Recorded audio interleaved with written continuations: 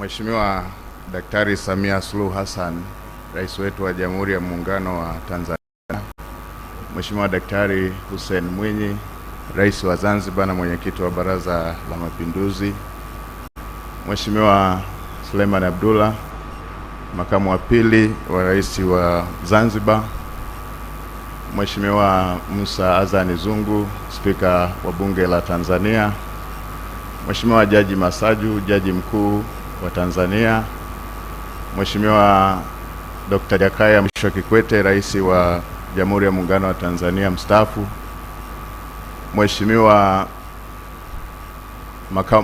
Makamu Mwenyekiti wa CCM Bara, waheshimiwa viongozi wastaafu wa chama na serikali, waheshimiwa viongozi wote, familia kiongozwa na mjane wa Mheshimiwa Lukuvi pamoja na waombolezaji wote.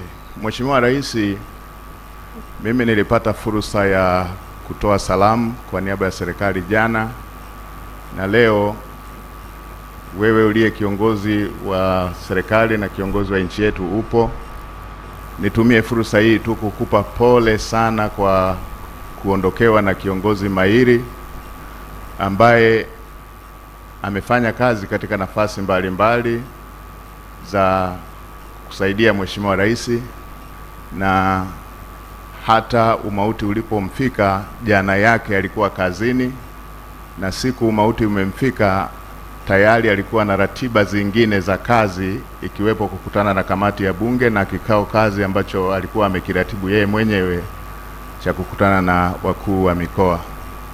La pili, Mheshimiwa Rais, kwa niaba ya mawaziri nitumie fursa hii kukushukuru sana kwa utu wako, kwa jinsi ulivyoguswa na jambo hili na ukaelekeza serikali ishiriki kikamilifu na mstari wa mbele katika safari hii ya kumsindikiza mwenzetu. Mheshimiwa Rais, tunakushukuru sana kwa kitendo hicho cha utu, na leo umepanga kwenye ratiba yako kushiriki wewe mwenyewe kwenye moja ya ratiba hii ya kumsindikiza mwenzetu. Nitumie fursa hii pia kuwapa pole familia, na Mheshimiwa Rais, nikushukuru kwa nafasi hii. Raha ya milele umpe mwenzetu, apumzike kwa amani. Asante, tunakushukuru Mheshimiwa Waziri Mkuu.